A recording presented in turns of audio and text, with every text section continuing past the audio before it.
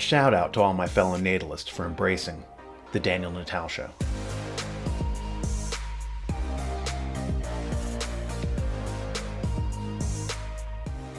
I'm pleased, as someone with the last name Natal, to know that the term natalist is someone who promotes a belief in the reproduction of human life. The term comes from the Latin adjective for birth, natalis. So natalists are people who believe in having families, individuals who hold store by the sanctity of human life. This is quite a contrast to the globalists who preach depopulation, the gospel that human beings are a cancer on the planet. With the 1968 book The Population Bomb by Paul Ehrlich and the 1972 Limits to Growth report by Donella Meadows, the global oligarchs decided to institute plans to promote depopulation. It was as a result of this impetus that abortion was suddenly legalized, as well as the birth control pill promoted. In addition, homosexuality and transgenderism campaigns were designed to channel procreative energies into feudal outlets. I was reading one article on the internet that shed light on one aspect of the marketing campaign to dissuade natalism. The writer observed the fact that prior to the baby boom generation, children were held to be precious. They were the gateway to one's posterity, the promise that our civilization would survive into the future. But after the globalists decided to short-circuit this generation was flooded with mass media that conditioned them to think of children as a threat. They were deluged with movies like Children of the Damned, or Damien the Omen, or The Brood, and so forth.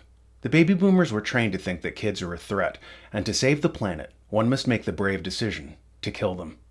The residues of this anti-human philosophy are on display today, with educators treating children as if they're radioactive, as if Junior will kill Granny, and though no medical institution has ever documented a single case of cootie-covered Billy killing Granny, the hysteria and anti-human regimen persists. Play with those Put your mask on. Put your mask on. No, you gotta wear it on, honey. No, you gotta keep it on. Put your mask on. There you go. Keep it right there. Yay, Mason! Yay! Keep it on, Mason. Look, we're gonna keep it right here. Nope.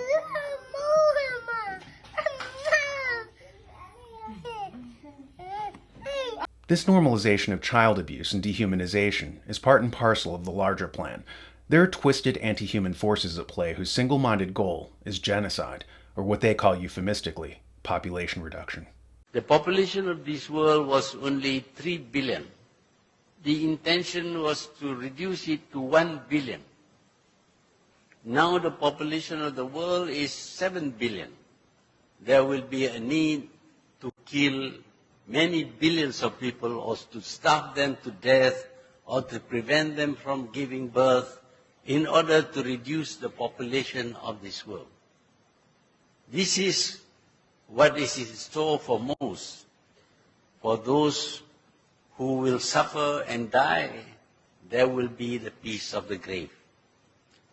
While it might sound like madness to imagine a crime of such breathtaking scope unfolding in the 21st century, don't be too sure. In the book Scale by Geoffrey West, he talks about how systems change according to how big or how small they are. In his discussion of scale, he mentions the man who invented what we today know as fractal patterns. His name was Lewis Fry Richardson.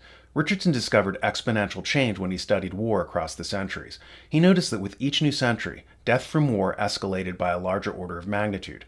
For instance, if in the 18th century 250,000 people were killed, then in the 20th it swelled to 250 million. Following the trajectory, no less than 2.5 billion may lose their lives in the 21st century. His main aim was nothing less than to develop a science of war. His main thesis was that the dynamics of conflict are primarily governed by the rates at which nations build up their armaments, and that their continued accumulation is the major cause of war. He viewed the accumulation of weapons as a proxy for the collective psychosocial forces that reflect but transcend history, politics, economics, and culture, whose dynamics inevitably lead to conflict and instability. Historian Will Durant said, "Science tells us how to heal and how to kill. It reduces our death rate in retail, and then kills us wholesale in war." Of course, due to the introduction of the atomic bomb, military historian Martin Van Creveld said that the old 20th century style of wars are too dangerous and destructive now, so science has looked for new ways to achieve the same end, but by different means. The establishment media is doing everything possible to make sure that you don't hear some of the most important voices out there on medicine, science, politics, business, media, and so much more. That's why it's so important that you check out the New American Show, Conversations That Matter with Alex Newman, which tackles all of these topics and more.